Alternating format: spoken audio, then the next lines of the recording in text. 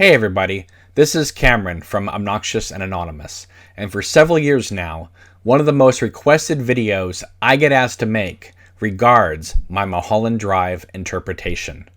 Now before I begin, there is something I would like to say up front.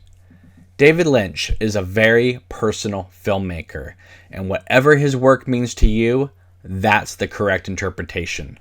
What I'm doing here is simply detailing how I have chosen to perceive the film over the last 20 years. Also, since Mulholland Drive was first created as a television pilot, my interpretation is based solely on the feature film that was theatrically released in 2001 and not on the 90-minute episode ultimately rejected by ABC.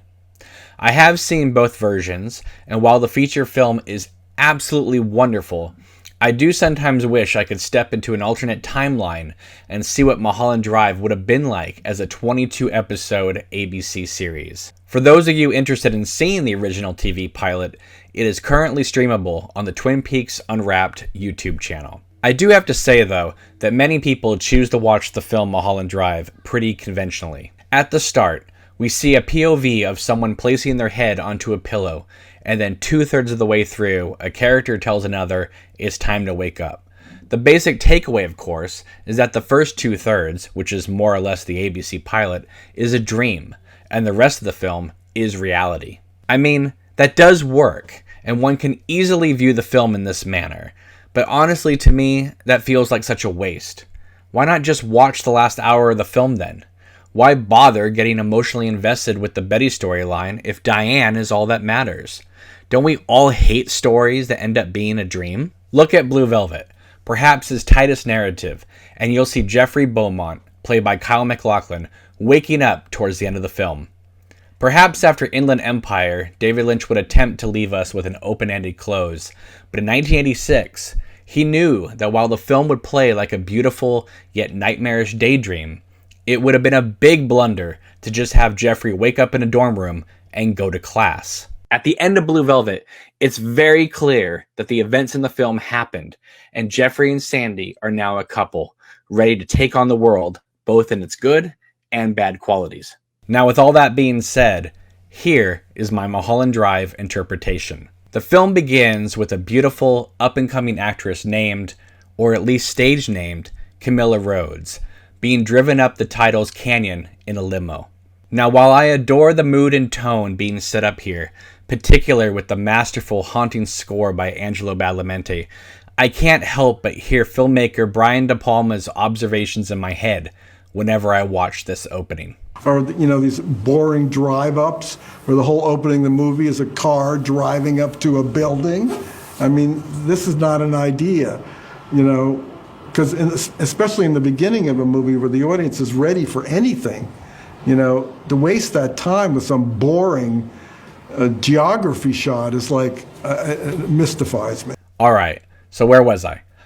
The film begins with a beautiful up-and-coming actress named, or at least stage-named, Camilla Rhodes, being driven up the title's canyon in a limo. She has recently broken up with a woman named Diane and is now in a relationship with a hotshot young director named Adam, whose house she is being driven to. What Camilla doesn't know is Diane, who feels jealous and scorned after being dumped, has put out a hit on her, which the drivers of the limo attempt to carry out. Luckily for Camilla, right at that moment, 2 cars of racing youngsters come around the corner and crash into the limo, freeing Camilla from being killed as well as her memory, as she runs off into the night.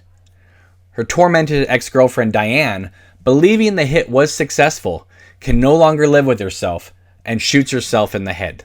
Camilla, now with no recollection as to who she is, sneaks into, admittedly out of my price range apartment, and hides out. At this moment, Betty, a young actress from Ontario, flies into Los Angeles and plans to stay at her aunt's residence, which just so happens to be the same place Camilla is holing up in. After Betty startlingly discovers Camilla in the shower, she asks her what her name is. Camilla, not remembering who she is, looks up and sees a film poster for Gilda, which starred Rita Hayworth. Camilla tells Betty her name is Rita. Meanwhile, Camilla's boyfriend Adam is a nervous wreck. The car accident, where several people died, occurred just outside his house, and filming on his upcoming movie, The Sylvia Noir Story, is about to begin, of which Camilla was to star. Producers, seeing an opportunity with Camilla's absence, tell Adam that he will now need to recast, and the new lead will simply slip into the stage name Camilla Rhodes, which of course infuriates the director, and he takes a golf club to their car's window. And while Adam is romantically involved with Camilla, once he discovers his wife is back in town and having her own affair, the rejection of the day gets the better of him, and he tries to destroy his wife's jewelry. The film continues this way for a while. Betty and Camilla, now known as Rita, try to find out more information about her and who she really is, as Adam continues to discover that the powers that be in Hollywood have roots that go very deep. After Betty has an amazing audition for a casting director and others, truly a highlight scene, she is then brought onto Adam's film set and watches him audition actors for his film. As the producer's choice for Camilla Rhodes appears to audition, two amazing things happen. First, Adam believing his life is now in ruins, with his girlfriend presumably dead, his wife about to sue for alimony, and his life being threatened if he doesn't cast another actress, gives in to the producer's demands to save his life. However, losing his integrity in the process. Second, once Adam makes this choice, he turns around and sees Betty, and they lock eyes. His deep look causes her to stop daydreaming about possible big breaks in Hollywood and once again worry about Rita, aka the real Camilla, and she leaves. From Adam's perspective, Betty at a distance resembles Diane, Camilla's ex-girlfriend, and for a moment, Adam thinks this jealous stalker has found her way back onto his set. As Betty becomes more and more consumed with spending time with quote-unquote Rita and finding out her past, she can't enjoy the very reason that she came to LA, which was to make connections and work in Hollywood. Camilla, not remembering her dating past, but now feeling emotionally connected to Betty, brings the two women much closer than anyone expects, including them. And this is, of course, all before they accidentally discover Diane's actual body in an apartment bedroom, rotting. This convergence between Adam turning his back on everything that meant something to him to save his hide, Camilla's identity now being adopted by another actress, as well as she taking advantage of Betty's naivete to slip back into a female's arms because she feels scared. Meanwhile, Betty, on the other hand, wants so much now to be a part of Camilla, aka Rita's life, saying over and over to her, "I'm in love with you, I'm in love with you," that the universe, much like in the film Groundhog's Day, says enough and opens Pandora's box. You want to know what's going on with Rita, Betty? You really want to know her past and where you stand in her life? Well, here you go. Betty is then transported back in time to relive the last days of Diane's life. She cannot change the past. All Betty can do is simply inhabit Diane's body and go through the motions. She gets to experience Camilla toy with her, cheat on her, getting abandoned by her. Betty gets to feel what it's like to be jealous and hopeless, even going so far to cry while masturbating. Never did she ever think that she would find herself putting out a contract hit onto another woman she once loved.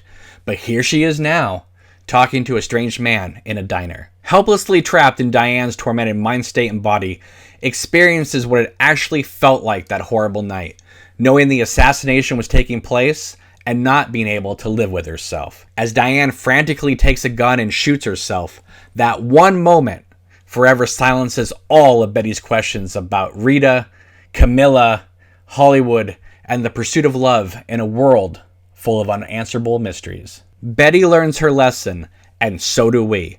And even though David Lynch protests that in order to send a message, one must use only Western Union, he certainly has no issue displaying the morality of the universe in each of his works and spotlighting the consequences. Oh, and that opening shot of someone placing their head gently onto a pillow is not someone going to sleep. It's Betty, helplessly experiencing Diane's point of view of falling onto the bed as she dies, which becomes enshrouded in darkness as the breathing slows down and stops. It's not an accident that the film literally ends with the word silencio. David Lynch really is a master storyteller. And if I may bring it back around to a Brian De Palma reference, Here endeth the lesson.